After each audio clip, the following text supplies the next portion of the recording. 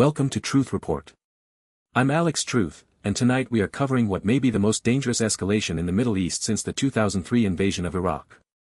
5 stories, all from the last 24 hours, all connected by a single thread, the deliberate closing of every diplomatic off-ramp in the region. We're going to walk you through each one, connect the dots, and tell you what the mainstream press is burying beneath their both sides framing. Maya, let's start with the big one. Let's do it. Story 1, Donald Trump told reporters on Tuesday that it is, quote, too late for Iran to seek talks. Too late. Think about what that phrase means diplomatically. Middle East, I broke this, and it's extraordinary because Tehran had signaled willingness to negotiate. Iran wants talks. The President of the United States just slammed that door shut in public, on the record. This isn't a negotiating posture. This is a man broadcasting to the world that diplomacy is dead. And we need to ask the obvious question that every cable news anchor is trained not to ask: who benefits from the elimination of diplomacy?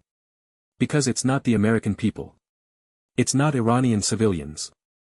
When you take negotiations off the table, you are left with exactly 2 options: capitulation or war. And since no sovereign nation capitulates on demand, Trump just told you the plan. This is the Iraq playbook, Maya, almost line for line. Remember, we don't negotiate with evil, we defeat it. Exactly right. And here's what the mainstream coverage won't contextualize for you. This statement didn't happen in a vacuum. It came on the same day that Middle East I reported on Israel's Netanyahu actively betting on a Kurdish uprising inside Iran.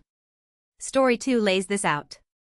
Turkey's Kurdish political leadership, including the HDP's successors and Kurdish civil society figures, are publicly rejecting what they call U.S.-Israeli designs on Iran that would use Kurdish populations as pawns in a regime change operation.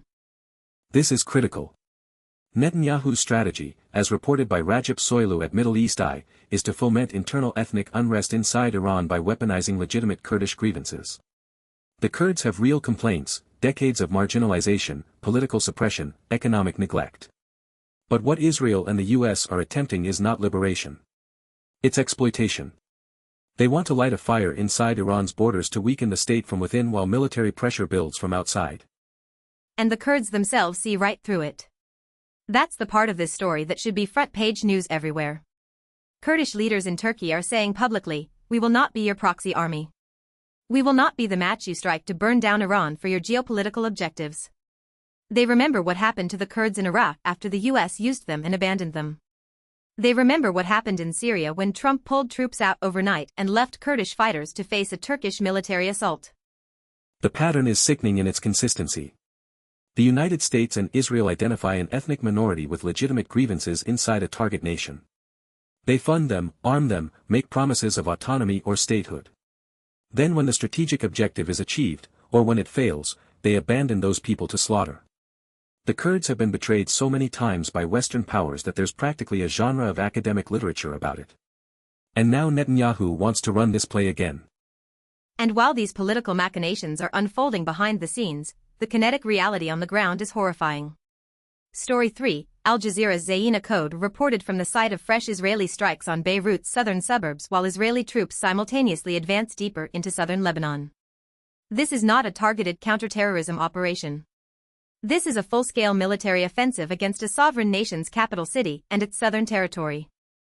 Let's be precise about what's happening in Lebanon because the language matters. When Western media says strikes on Beirut, they use passive construction and clinical terminology designed to obscure the reality. What is actually happening is that a foreign military is bombing residential neighborhoods in a capital city while its ground forces invade from the south. If any other country on earth did this, every Western government would call it what it is: an illegal war of aggression. The southern suburbs of Beirut, Dahia, are home to hundreds of thousands of civilians. These are apartment buildings, schools, hospitals, mosques, markets.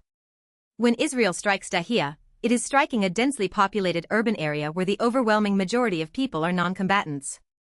Al Jazeera's reporting from the ground shows the scale of destruction, and it is staggering. But American networks are spending more airtime on celebrity gossip than on a bombing campaign their tax dollars are funding. And that brings us to what I consider the most disturbing story of the 5, and one that deserves international criminal investigation. Story 4, Al Jazeera has conducted an investigation into the strike on a girls' school in Minab, Iran, that killed 165 schoolgirls and staff members. 165. Let that number settle. These were children, Maya. Girls in a school. And both Israel and the United States are denying involvement. 165 schoolgirls and their teachers. This is the deadliest single attack of the entire war, according to Al Jazeera's investigation. And the fact that both Israel and the US felt the need to publicly deny involvement tells you something important, because no one accused Luxembourg. No one accused Brazil. The only parties issuing denials are the ones with the means, motive, and opportunity. When you deny something no one asked you about, you're telling on yourself. Al Jazeera's investigation is raising serious questions about the nature of this strike, the munitions used, the targeting intelligence, the flight patterns.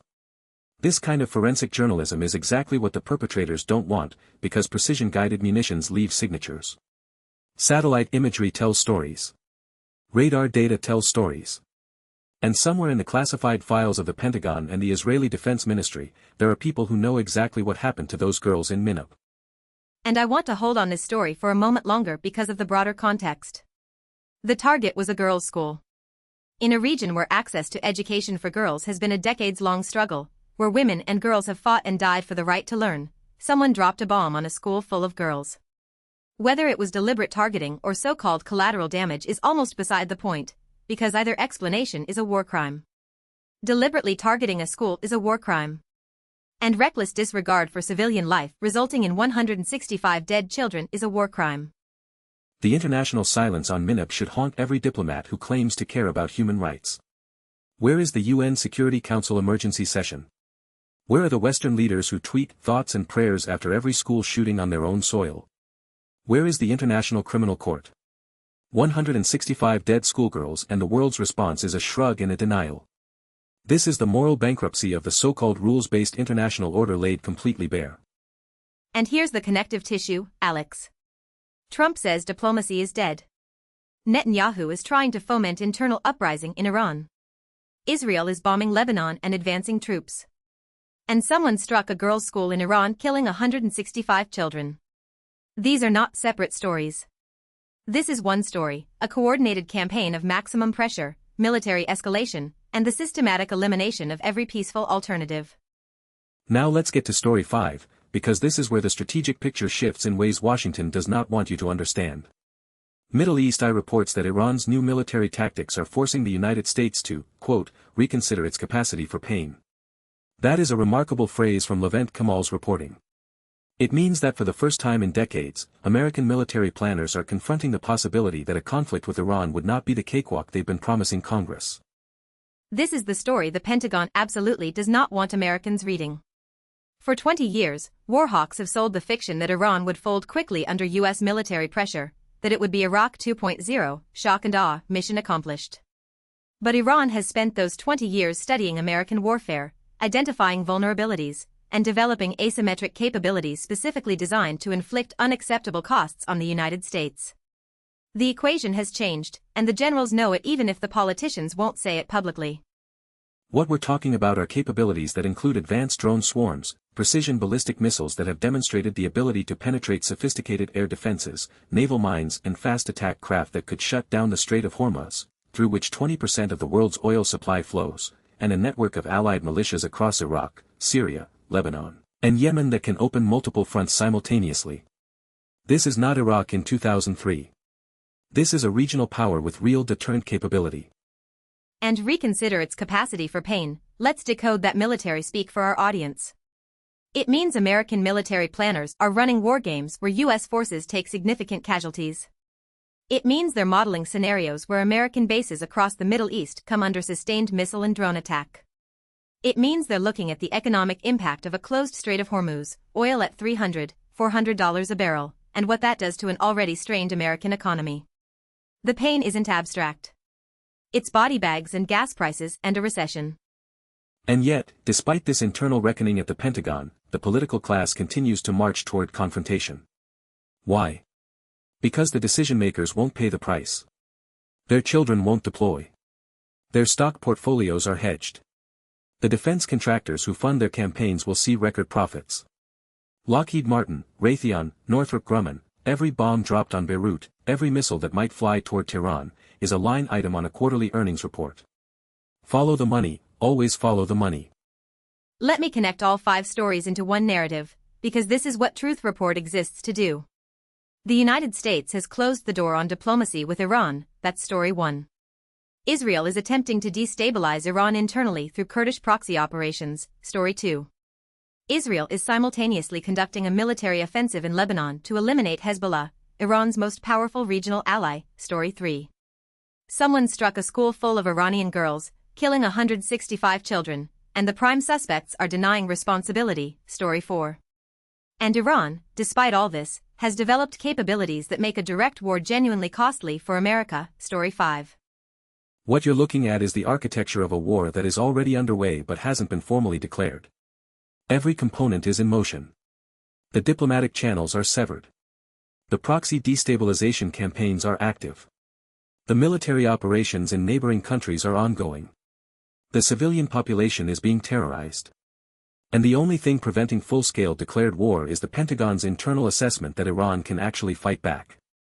That's not peace. That's a calculation about acceptable losses. And here is what keeps me up at night. When a government has already committed to war but is deterred only by the projected cost, the rational response isn't to pursue peace, it's to find ways to reduce the cost. That means more proxy operations, more covert action, more strikes designed to degrade Iran's capabilities before the formal war begins. The Minab school strike, if it was deliberate, fits this pattern. It's terrorism designed to break the will of a population, to make Iranians so afraid that they overthrow their own government and save Washington the trouble of a full invasion. And we need to talk about the media's role in all of this, because it is not innocent. The framing of every one of these stories in mainstream American outlets follows the same template: minimize civilian casualties, amplify official denials, describe military aggression as defense, and never, ever connect the dots between the stories. Each event is reported as isolated, as if there's no relationship between Trump shutting down diplomacy, Netanyahu funding proxy insurgencies, Israel bombing Beirut, a school full of girls being destroyed, and the Pentagon gaming out war scenarios. The isolation of these stories is itself a propaganda technique. It's called atomization. You break a coherent narrative into disconnected fragments so that the audience never sees the pattern. When you read about Trump's statement on page 1, the Kurdish proxy story on page 6, the Beirut strikes on page 3, the school bombing buried as a brief, and the Pentagon assessment nowhere at all, you can't assemble the picture. That's by design. The job of outlets like this one is to put the mosaic back together and show you what it depicts. So let's talk about who loses in all of this, because that list is long and it's full of ordinary people. Iranian schoolgirls, dead. Lebanese families in Dahia, bombed out of their homes. Kurdish communities being courted as cannon fodder for someone else's war. American service members who will be deployed into a conflict they can't win at an acceptable cost. And American taxpayers funding the whole operation while their own infrastructure crumbles, their healthcare bankrupts them, and their schools fall apart.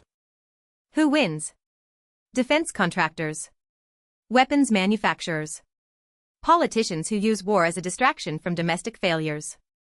Intelligence agencies that grow their budgets and their power with every new conflict. Oil speculators who profit from instability. And ideologues, in Washington, in Tel Aviv, in think tanks along the Beltway, who have spent decades dreaming of regime change in Iran and will sacrifice any number of lives to achieve it. The winners of this war, if it comes, will never set foot on a battlefield. I want to return to Minab one more time because I refuse to let 165 dead girls become a footnote. Every one of those children had a name. Everyone had parents who sent her to school that morning believing she was safe, believing that education was her path to a better life. Every one of those teachers showed up to work that day because they believed in the future of their students. And they were all killed. And the world's most powerful nations are issuing carefully worded denials drafted by lawyers.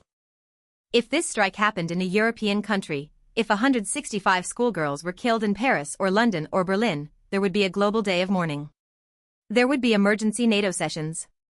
There would be wall-to-wall media coverage for months. The difference in response tells you everything about whose lives this international system values and whose it treats as expendable. Iranian children are just as precious as European children. Their deaths deserve the same outrage, the same investigation, the same accountability. And that accountability will not come from the institutions that are supposed to provide it. The UN Security Council is paralyzed by vetoes. The ICC moves at geological pace when it moves at all. The International Court of Justice issues rulings that are ignored.